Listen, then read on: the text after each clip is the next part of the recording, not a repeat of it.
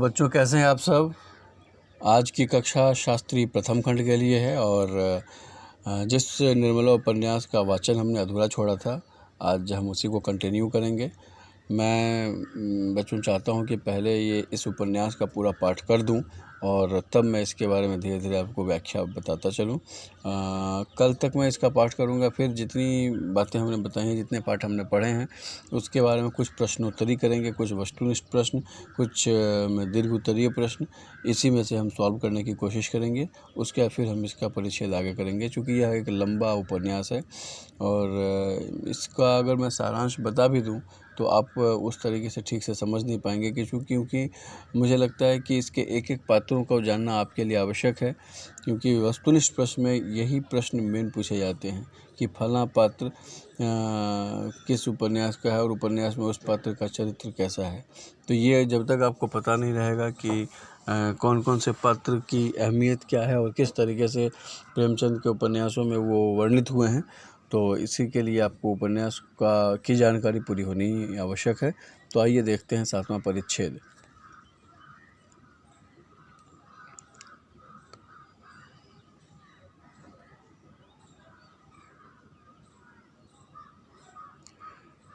इतने में मनसाराम 2 फुलके खाकर उठ खड़ा हुआ।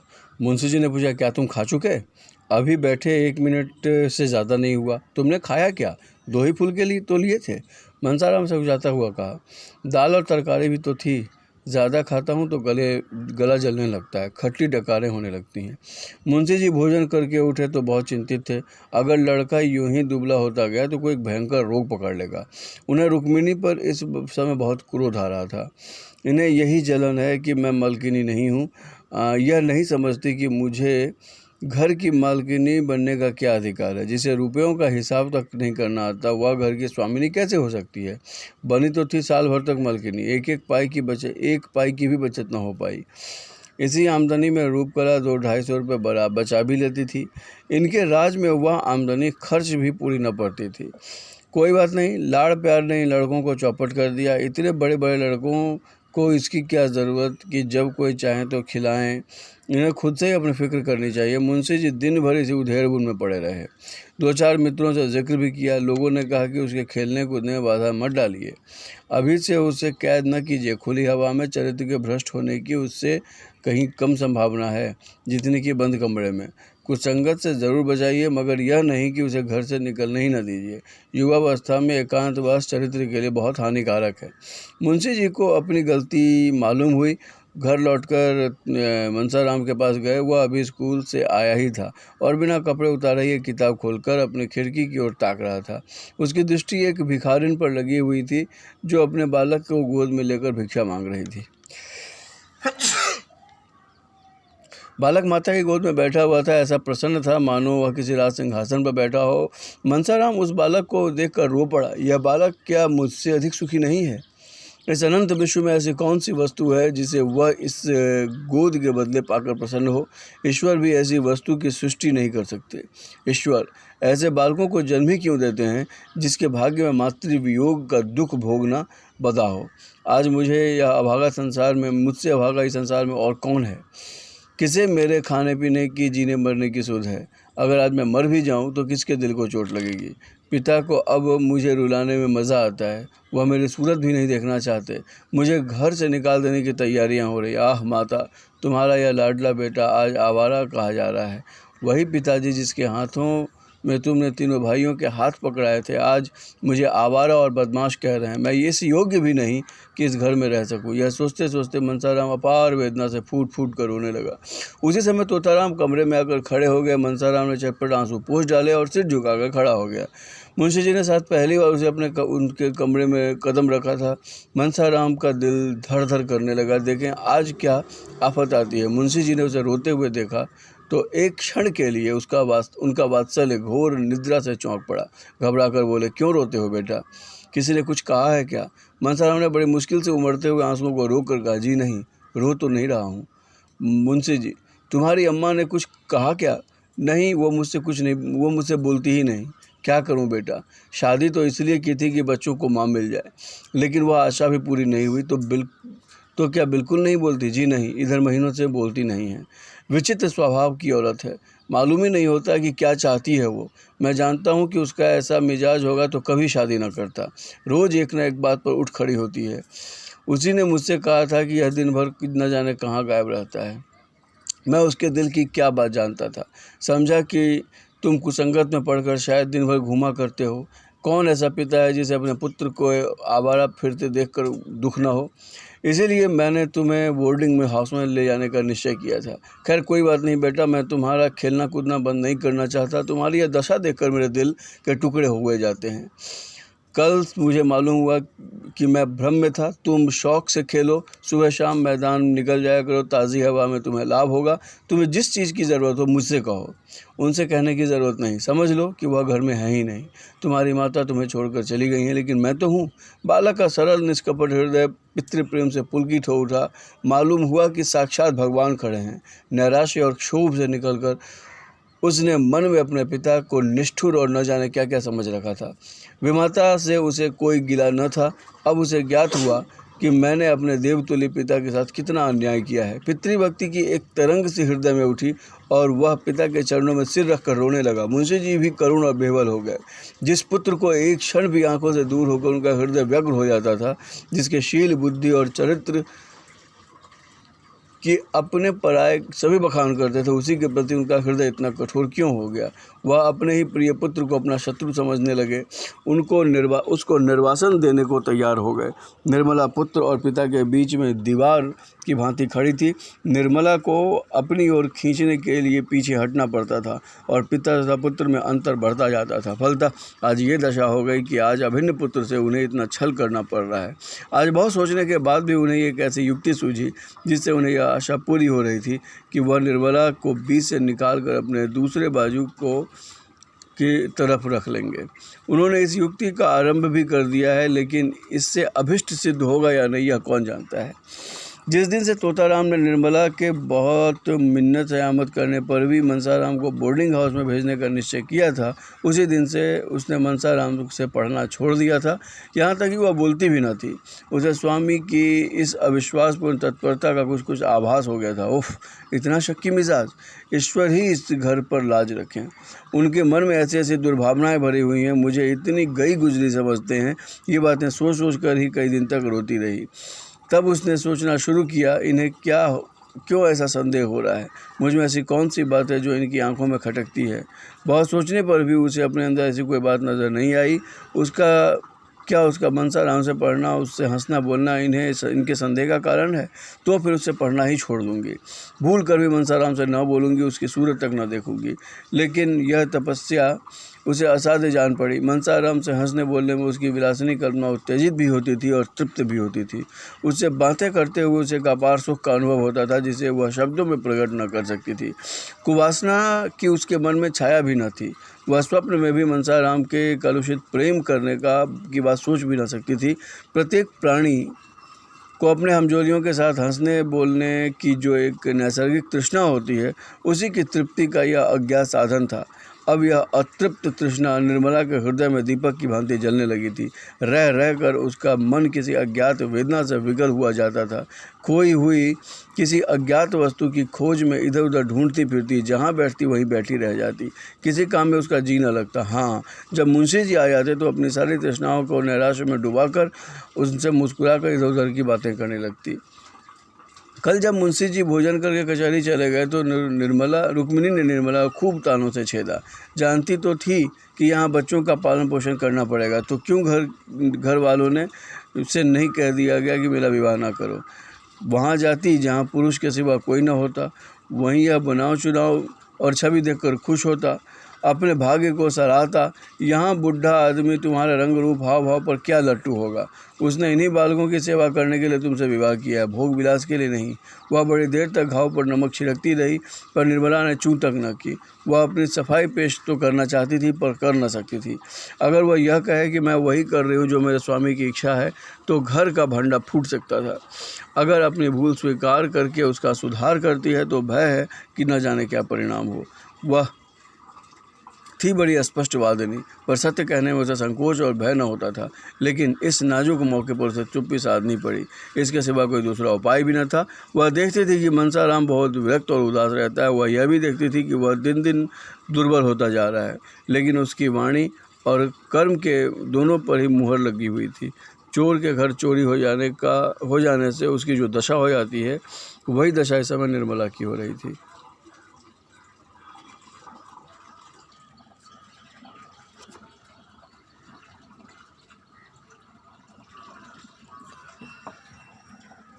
आठवां परिच्छेद। जब कोई बात हमारी आशा के विरुद्ध होती है तभी दुख होता है। मनसाराम को निर्मला से कभी इस बात की आशा न थी कि वह उसकी शिकायत करेगी, इसलिए उसे घोर वेदना हो रही थी। वह क्यों मेरी शिकायत करती हैं? क्या चाहती हैं? यही ना कि मेरे पति की कमाई खाता है, इसके पढ़ने लिखने में रुपए खर्च होते हैं, कपड़े पहनता है। उनकी यही इच्छा होगी वह घर में न रहे। मेरे न रहने से उनके रुपए बच जाएंगे। वह मुझसे प्रसन्नचित्त रहती हैं। कभी मैंने उनके मुंह पे कुछ कटु शब्द न कहे। क्या यह सब कौशल है? हो सकता है। चिड़िया को जाल में फंसाने के पहले छिप में शिकारी दाने बिखेरता है। आह, मैं नहीं जानता था कि दाने के नीचे जाल है। यह मातृ स्नेह केवल मेरे निर्वासन की भूमिका है। अच्छा, मेरा यहाँ रहना इन्हें बुरा लगता है? जो उनका पति है वह मेरा पिता नहीं है। क्या पिता पुत्र का संबंध नहीं है? स्त्री पुरुष के संबंध कुछ कम घनिष्ठ हैं। अगर मुझे उनके संपूर्ण आधिपत्य से ईर्ष्या नहीं होती, वह जो चाहे करें, मैं मुंह नहीं खोल सकता, तो मुझे पितृ स्नेह से क्यों वंचित रखना चाहती हैं? वह अपने साम्राज्य में क्यों मुझे एक अंगुल भर भी भूमि नहीं देना चाहती हैं? आप पक्के महल में रहकर क्यों मुझे वृक्ष की छाया के नीचे बैठे नहीं देखना सकती? हाँ, वह समझती होंगी कि यह बड़ा होकर मेरे पति की संपत्ति का स्वामी हो जाएगा, इसलिए इसे अभी से निकाल देना अच्छा होगा। मैं उनको कैसे विश्वास दिलाऊं कि मेरी ओर से यह शंका उन्हें कभी नहीं होगी। मैं क्यों कर बताऊं कि मनसाराम विष खाकर प्राण दे देगा, इससे पहले उनका हित नहीं करेगा। उसे चाहे कितनी ही कठिनाइयाँ क्यों न सहनी पड़े, वह अपने हृदय का शूल न बनेगा। यूँ तो पिताजी ने मुझे जन्म दिया है और अब भी मुझ पर उनका स्नेह कम नहीं है, लेकिन क्या मैं इतना भी नहीं जानता कि जिस दिन पिताजी ने उनसे विवाह किया, उसी दिन उन्होंने हमें हृदय से बाहर निकाल फेंका था। अब हम अनाथों की भांति यहाँ पड़े तो रह सकते हैं, इस घर पर हमारा कोई अधिकार नहीं है। कदाचित पूर्व संस्कारों के कारण यहाँ अन्य अनाथों से हमारी दशा कुछ अच्छी है, पर हैं तो अनाथ ही। हम उस दिन ही अनाथ हो गए थे जिस दिन अम्मा जी परलोक सिधार गई थी। जो कुछ कसर पूरी रह गई थी वह इस विवाद ने पूरी कर दी। मैं तो खुद पहले से विशेष संबंध न रखता था। अगर उन्हीं दिनों पिताजी से मेरी शिकायत की होती तो शायद मुझ पर इतना दुख न होता। मैं तो उस आघात के लिए तैयार बैठा था। संसार में क्या मेरा कोई ठिकाना नहीं है? क्या मैं मजदूरी भी नहीं कर सकता? लेकिन बुरे वक्त में इतनी चोट। हिंसक पशु भी आदमी को गाफिल पाकर ही चोट करता है। इसीलिए मेरी इतनी अवाभगत हो रही थी। खाना खाने के लिए उठने में ज़रा भी देर हो जाती तो बुलावे आते। जलपान के लिए प्रातःकाल ताज़ा हलवा बनाया जाता था। बार बार पूछा जाता था, रुपए की कोई ज़रूरत तो नहीं है? इसलिए यह 160 रुपये की घड़ी मंगवाई गई थी। मगर क्या इन्हें कोई दूसरी शिकायत न सूझी? मुझे आवारा कहा। आखिर उन्होंने मेरी क्या आवारगी देखी? वह यह भी कह सकती थी कि इसका मन पढ़ने लिखने में नहीं लगता। एक न एक चीज़ के लिए नित्य रुपए मांगता रहता है। यही एक बात उन्हें क्यों सूझी? शायद इसलिए कि यही सबसे कठोर आघात है जो मुझ पर वह कर सकती थी। पहली ही बार इन्होंने मुझ पर अभिमान चला दिया, जिससे कि कहीं शरण न मिले। इसलिए न कि यह पिता की नज़रों से गिर जाए। मुझे बोर्डिंग हाउस में रखने का तो एक बहाना था। उद्देश्य यही था कि दूध की मक्खी की तरह इन्हें निकाल दिया जाए। 2-4 महीने के बाद खर्च वर्च देना बंद कर दिया जाए, फिर चाहे मरे चाहे जिए। अगर मैं जानता कि यह प्रेरणा इनकी ओर से हुई है तो कहीं जगह न रहने पर भी जगह निकाल ही लेता। नौकरों की कोठरियों में तो जगह मिल ही जाती, बरामदे में पड़े रहने के लिए जगह मिल ही जाती। खैर, अभी सवेरा है। जब स्नेह नहीं रहा तो केवल पेट भरने के लिए यहाँ रहना बेहयाई है। यह मेरा घर नहीं है। यह घर इसी घर में पैदा हुआ, यहीं खेला, पर अब यह मेरा नहीं है। पिताजी भी मेरे पिता नहीं है। मैं उनका पुत्र हूँ, पर वह मेरे पिता नहीं हैं। संसार के सारे नाते स्नेह के नाते हैं। जहाँ स्नेह नहीं वहाँ कुछ नहीं। हाय अम्मा जी, तुम कहाँ हो। यह सोचकर मनसाराम रोने लगा। ज्यों ज्यों मातृ स्नेह की पूर्व स्मृतियाँ जागृत होती थीं, उसके आंसू उमड़ते जाते थे। वह कई बार अम्मा अम्मा पुकार उठा, मानो वह खड़ी सुन रही है। मातृहीनता के दुख का आज उसे पहली बार अनुभव हुआ था। वह आत्माभिमानी था, साहसी था, पर अब तक सुख की गोद में लालन पालन होने के कारण वह इस ओर से अपना ध्यान हटाए हुआ था। रात के 10 बज गए थे। मुंशी जी आज कहीं दावत खाने गए हुए थे। 2 बार मेहरी मनसाराम को भोजन के लिए बुलाने आ चुकी थी। मनसाराम ने पिछली बार उसे झुंझला कर कह दिया था, मुझे भूख नहीं है, कुछ न खाऊंगा। बार बार आकर सिर पर सवार हो जाती हो। इसलिए जब निर्मला ने उसे फिर से उसी काम के लिए भेजा तो वह न गई। बोली, बहू जी मेरे बुलाने से न आवेंगे। आवेंगे क्यों नहीं, जाकर कह दे, खाना ठंडा हुआ जाता है, 2-4 कौड़ी खा लें। मैं यह सब कहकर हार गई, नहीं आते।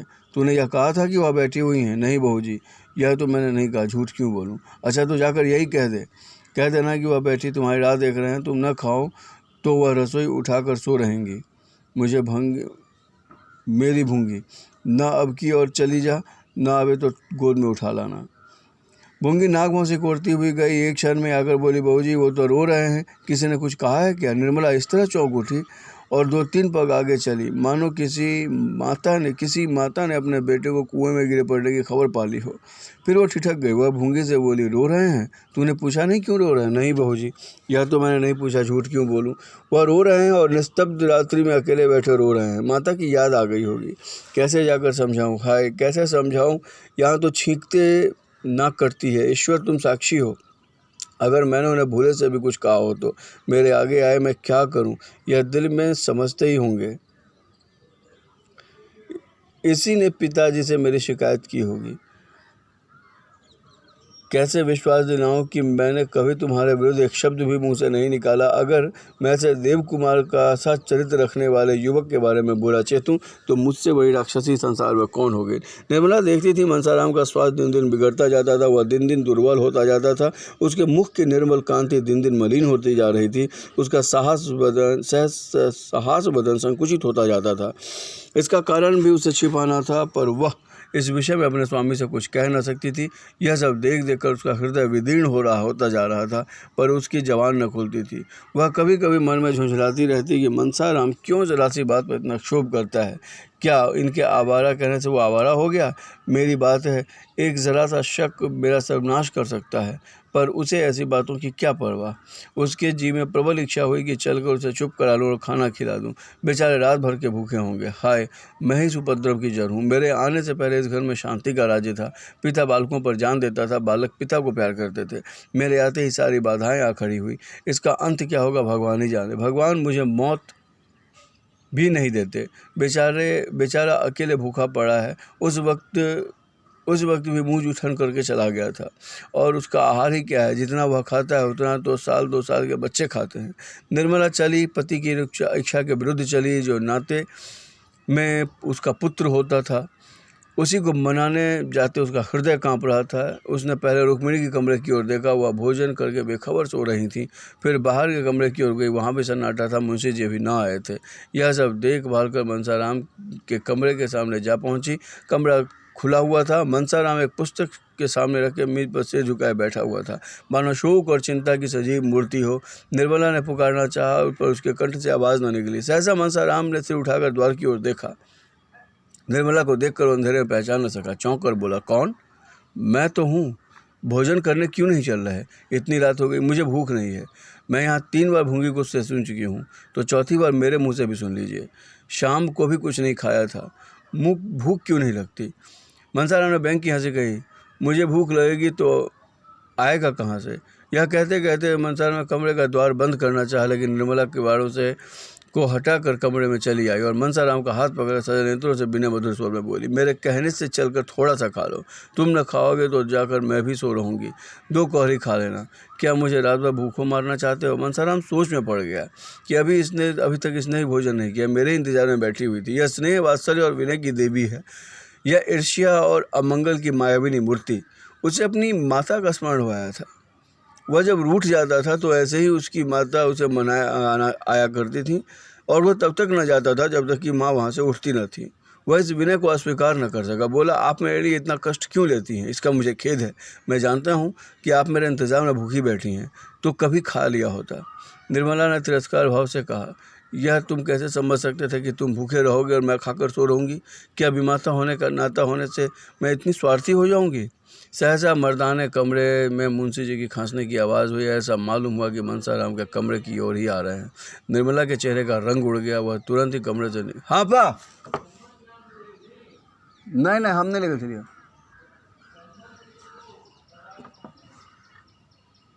निर्मला के चेहरे का रंग उड़ गया। वह तुरंत कमरे से निकल गई और भीतर जाने का मौका न पाकर कठोर स्वर में बोले, मैं लौंडी नहीं हूँ कि इतनी रात तक किसी के लिए रसोई के द्वार पर बैठी रहूँ। जिसे खाना हो खाए और जिसे न खाना हो पहले ही कह दिया करे। मुंशी जी ने निर्मला को वहाँ खड़े देखा। यह अनर्थ, यह क्या यहाँ करने आई? बोली, यहाँ क्या कर रही हो? निर्मला कर क्या कर रही हूँ? अपने भाग्य को रो रही हूँ। बस सारी बुराइयों की जड़ मैं ही हूँ। कोई उधर रूठ कर बैठा है, कोई उधर मुंह फुलाए बैठा है। किस किस को मनाऊँ? बात क्या है? भोजन करने नहीं आते और क्या बात है? 10 दफ़े मेहरी को भेजा, आखिर आप दौड़ कर आई। इन्हें तो इतना कह देना आसान है कि भूख नहीं है। यहाँ तो घर की लौंडी हूँ। सारी दुनिया मुंह में कालिख लगाने को तैयार है, किसी को भूख ना हो, पर मेरे कहने वालों को कौन रोकेगा कि यह पिशाचिनी किसी को खाना नहीं देती। मुंशी जी ने मनसाराम से कहा, खाना क्यों नहीं खा लेते जी? जानते हो क्या वक्त हो रहा है? मनसाराम स्तंभित खड़ा था। उसके सामने एक ऐसा रहस्य हो रहा था जिसका मर्म वह समझ भी न सकता था। जिसके नेत्रों में एक पल के लिए विनय के आंसू भरे हुए थे, उसमें अकस्मात ईर्ष्या की ज्वाला कहाँ से आ गई? जिन अधरों पर एक क्षण के लिए सुधा वृष्टि हो रही थी, उसमें विष का प्रवाह कैसे होने लगा? उस अर्ध चेतना की दशा में बोला उसने कि मुझे भूख नहीं है। मुंशी जी ने घुड़क कर कहा, क्यों भूख नहीं है? भूख नहीं थी तो शाम में ही कहलवा दिया होता। तुम्हारे भूख के इंतजार में कौन रात भर बैठा रहे? तुम में पहले जो यह आदत न थी, रूठना कब से सीख लिया? जी नहीं, मुझे ज़रा भी भूख नहीं है। तोतरा में दांत पीस कर कहा, अच्छी बात है, जब भूख लगे तब खाना खा लेना। यह कहते ही वो अंदर चले गए। निर्मला भी उनके पीछे चली गई। मुंशी जी तो लेटने चले गए। उसने रसोई उठा दी और कुल्ला कर पान खाती मुस्कुराती हुई चली आई। मुंशी जी ने कहा, खाना खा लिया ना? क्या करती? किसी के लिए अनजल थोड़े छोड़ दूंगी। मुंशी जी ने कहा, जाने से क्या हो गया? कुछ समझ में ही नहीं आता। दिन दिन खुलता जा रहा है, दिन भर इसी कमरे में पड़ा रहता है। निर्मला कुछ न बोली। वह चिंता के अपार सागर में डुबकियां खा रही थी। मनसाराम ने मेरे भाव परिवर्तन को देखकर दिल में क्या समझा होगा? उसके मन में यह प्रश्न उठा होगा कि पिताजी को देखते इसकी त्योरियां क्यों बदल गई? इसका कारण भी क्या वह समझ पाएगा? बेचारा खाने आ रहा था, तब तक महाशय न जाने कहाँ से फट पड़े। इस रहस्य को उसे कैसे समझाऊं? समझाना संभव ही है। हाय भगवान, मैं किस विपत्ति में फंस गई।